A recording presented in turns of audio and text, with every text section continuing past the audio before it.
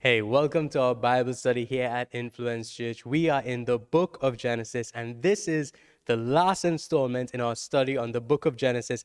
Yes, that's right. We're going to complete 50 chapters in the book of Genesis today. It's a total of 13 studies in all. So if you missed any of those studies, what you can do is you can go to our YouTube channel, you can click under the videos tab, and you can rewatch any of those previous studies. Today, we're going to be concluding our study on the book of Genesis by studying someone that is really close to my heart in terms of a biblical character. As a matter of fact, this person whose life we're going to be studying today is definitely my personal favorite Bible character. So I want you to turn to Genesis chapter 37 in your Bible. I want you to grab a notepad so you can take some notes. We're going through chapters 37 through chapter 50. It might sound like plenty, but don't worry. I'm going to be simplifying it into less than 20 minutes in this session today. And we're going to be studying in our session today the life of Joseph. That's right, the life of Joseph. Right, so some key details into the life of Joseph. Joseph was the 11th son of Jacob. He was the firstborn son of Rebekah. Now, remember from our last study when we studied Israel, we studied that Rebekah was the woman that Jacob loved. He had to work an extra 7 years for Rebekah because he was given Leah, her older sister, hand in marriage first, deceived by his uncle. So here we see that the firstborn out of Rebekah, who was barren at first, but God did open her womb, his name is Joseph. Joseph has a wife. Her name is Asenath. And Joseph has two sons, Manasseh and Ephraim. All right? So let's jump in now and go through the journey of Joseph's life. So we're starting with the dream. This is where it starts in Genesis chapter 37. And then we're going to be ending where his family is reunited in Egypt, where Joseph is the governor of Egypt. Right? So we start with the dream. In Genesis chapter 37, it tells us some key details, 7 that I've highlighted. Number 1, it tells us that Joseph was 17 years old. He was 17 years old when he had this dream. So he was a young lad or a young boy, a teenager, right? He probably just wrote CXE if he was living in our culture and in our time. So he was just 17 years old. Second point is that he was the most loved by his father. Now, because he was the firstborn from the woman that Jacob loved, which was Rebekah, and Rebekah was barren for a period of time, Jacob was extremely loved. He was favored by his father. He was the most loved, the Bible tells us, right? And because he was the most loved, his father made him a tunic of many colors, a coat of many colors. This is something that is very popular about Joseph. If you've hearing about Joseph for the very first time, I'm sure you've heard about this Bible character that had a multicolored coat, right? This is Joseph. Now, because he was so loved by his father, this made him hated by his brothers. His brothers actually hated him. And point number 5 is his brothers. His brothers hated him. And then Joseph, he had this dream, right? This is what we're talking about, the dream. So in the dream, he had 2 dreams. His first dream, he dreamed that his brothers' sheaves bow down to his sheaf, right? So he saw a dream of his sheaf and his brothers' sheaves bowing down to his sheaf. Then he had a second dream. In his second dream, he dreamed the sun, the moon, and 11 stars bowed down to him, Joseph, right? So the sun and the moon represents his mother, his father, and the 11 stars, his 11 brothers. Now, of course, he shared this dream enthusiastically with his father and with his brothers, thinking that they would be supportive and they would love this news that he's going to be ruling over them, which this dream symbolized. But instead, it only made his brothers hate him more, and his father rebuked him for claiming that he would rule over the family because he was the youngest at that time. I'm not 100% sure if his younger brother Benjamin was born as yet. I believe he was, but he would have been, Benjamin would have had a significant age difference compared to all the other brothers. So he would have been maybe under 10 for the most, right? So his father rebuked him. He was hated by his brothers because of this dream. And this led him into some more problems, right? Because his brothers hated him for the dream, for the favoritism that his father showed him, his brothers decided to sell him into slavery, right? Genesis chapter 37. It tells us that one day, the brothers were feeding their flock in Shechem. So Joseph's brothers, 10 of them, they were out feeding the flock, right? Now remember Benjamin, he's too small, he's just a little boy, so he's not involved in this story, in this part of this story as yet. It tells that Israel, which is Jacob, Joseph's father, tells Joseph to go and check on his brothers. All right. So he sends him to check on his brothers who are feeding the flock in Shechem. When he goes to check on his brothers, he cannot find them in Shechem. Instead, he finds a stranger there and he asks the stranger, have you seen 10 men feeding a flock? And the stranger told him that he overheard that they were actually going to Dothan. So Joseph goes now a little further to Dothan to try to find his brothers. And as he approaches his brothers notice him and they start plotting. They say now they have an opportunity. He's not anywhere close to his father. They start plotting on the spot to kill Joseph. However, the oldest brother, Reuben, convinces them to toss Joseph instead into a pit, right? And Reuben convinced them to toss Joseph in a pit, hoping that after they had left, he would have been able to come back and save Joseph from the pit. So Reuben didn't actually want to kill Joseph. He did, like his brothers, he did hate Joseph, but he didn't hate him enough to want to kill him. So he tried to convince them, throw him in this pit. So they said, okay, we'll throw him in the pit. However, it seemed as though in the story, Reuben would have stepped away for a little period of time, and there was a group of Ishmaelites passing by, and Judah, one of the other brothers, convinced the rest of brothers in Reuben's absence to sell Joseph into slavery. Here, Joseph is sold into slavery. The brothers take his tunic and they dip it in the blood of goats, and then they return it to the father, saying that Joseph was killed, right? Joseph was killed out in the field trying to find them, and his father, Jacob, is heartbroken. Joseph now sold into slavery, he ends up in Potiphar's house as a servant, Genesis chapter 39. And here we find the most interesting thing about Joseph. And we see really a shift in the life of Joseph, because in his father's house, he was hated. But now we see a shift where in slavery, in Potiphar's house, and then as we go along into the rest of this story, that he's actually favored and loved. So it's really interesting, this shift that happens, right? And not only is he favored and loved, but he's actually fulfilling purpose, because in his father's house, he was not leading his father's house. He was not the head of his father's house. But there's a shift that happens when he moves into slavery, that even though he's a slave, he's esteemed to a high position, and he's actually fulfilling his dream, and he's leading the house of Potiphar, right? So it says that all that Joseph did, he prospered because of God. And Potiphar made him overseer of the entire house. Potiphar was blessed for Joseph's sake.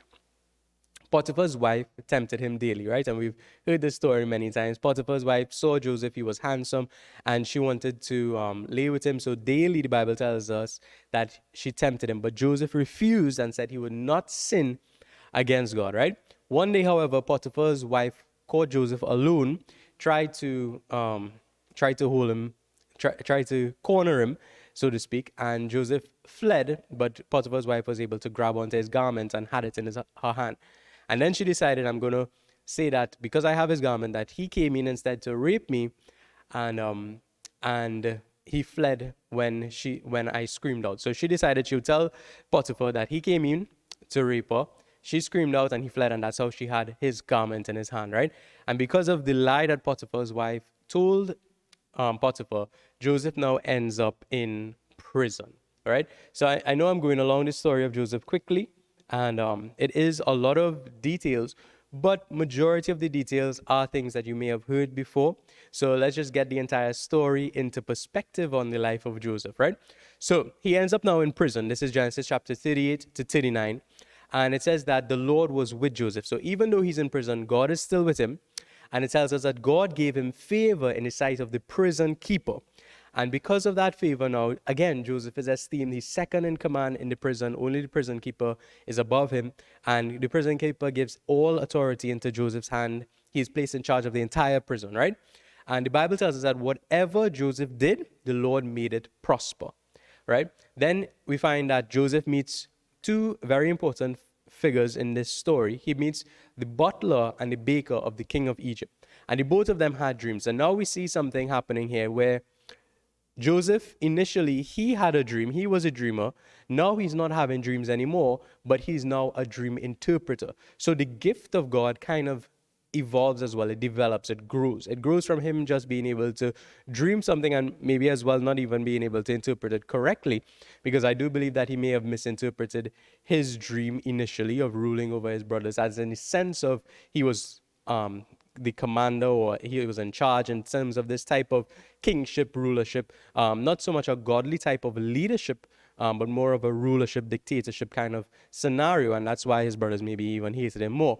But now we see that he is shifting to a place where he's relying on God for the spiritual gift of interpretation of dreams, right? So Joseph interprets both dreams of the butler and the baker, and both dreams come to pass. And in those dreams, the baker was executed, the butler was restored. And exactly that happened. The butler was restored to Pharaoh's house. And he said to Joseph, hey, Joseph, you're the guy. I'm going to remember you as soon as I get before Pharaoh. I'm going to tell him about you, how you were wrongfully accused, tossed into prison by Potiphar's wife. I'm going to get you out of there, man. I'm going to break you out. But guess what happened? When the butler rose back into that position of power in Pharaoh's house, he forgot about Joseph. 2 years later, 2 whole years later, Pharaoh has a dream. And this dream, none of the magicians in the entire kingdom could interpret this dream. Pharaoh is dismayed, he's confused, he wants to know what this dream means. And it's now in this moment, 2 years later, that the butler remembers, hey, there's a guy I met in prison named Joseph, and he interpreted my dream. He could certainly interpret Pharaoh's dream. He also remembered Joseph, and he felt a little bit guilty because of the oath or the promise that he made to Joseph that he would remember him when he was in Pharaoh's house, but he forgot about him. So the butler tells Pharaoh about Joseph. Pharaoh brings Joseph into his court and tells him, okay, interpret my dreams. Joseph gives honor to God. He says interpretation is from the Lord. So he's good. He points to God in where his spiritual gift comes from. He does not take credit for him being able to interpret dreams like the magicians of that time would have, saying that they are all this mysterious superpower that they could interpret dreams, right? So here's the dream. The dream is that there were 7 skinny calves, 7 fat calves. The 7 skinny calves eats the 7 fat calves. What does that mean? Joseph interprets the dream and tells Pharaoh that it means that there will be 7 years of plentiful, and then there will be 7 years of famine. In the 7 years of famine, it will be so devastating that they will have nothing left. It will basically, the skinny calves swallowing or eating the fat calves, right? It will be such a great and intense famine. And Joseph even goes one step further to give Pharaoh a plan to be able to navigate through this famine. And I love this about Joseph so much, right? That he uses spiritual gift, but he also uses his talent, his administrative, his intelligence, his wisdom that God had given him as a natural gift. He uses this as well to give Pharaoh a strategy to survive this famine, right? So he tells Pharaoh, for the 7 years of plentiful, store up into the barn houses, and then in the 7 years of famine, use what you've stored up to feed the people of Egypt and sell it to the other nations around that will be in famine and need food. And Pharaoh was so pleased by that plan that Pharaoh makes Joseph, who was a prisoner, second in command to Pharaoh himself. The Bible tells us that the only thing that Pharaoh had concern over was what he ate. Everything else Joseph was in charge of and Joseph was doing. And the Bible gives us a key detail that when this happened, when Joseph became Pharaoh, he was 30 years old. So at 17 years, he had the dream. And at 30 years old, we can say that this dream was fulfilled, right? So it took some time. It took some time, but God fulfilled his promise for Joseph over his life, right? There was a lot of ups and downs, some real bad times, but God pulled Joseph through everything as Joseph honored God in all that he did. So at 30 years old, which is a prime age to be governor of Egypt, at 30 years old, the promise is fulfilled, right? So from 17 to 30, this is where we would have just examined that part of Joseph's life. So now we move forward. Joseph is governor. He's governor of Egypt. And we're actually coming close to the end of today's study, right? So you might be thinking, there was a little quick, yeah, but there's a lot of details that I compact into this. So you might have to take some time to slow it down, to rewatch it, to reread, because there's a lot of passages from chapter 37 to 50, right? So that's 13 chapters there. So there's a lot of information. So after Joseph becomes the governor of Egypt, they actually enter into this famine that Pharaoh had dreamed about. And here is where we read about now the family reunion that occurs, right? How his brothers and his father and Joseph are actually now reunited. So what happens?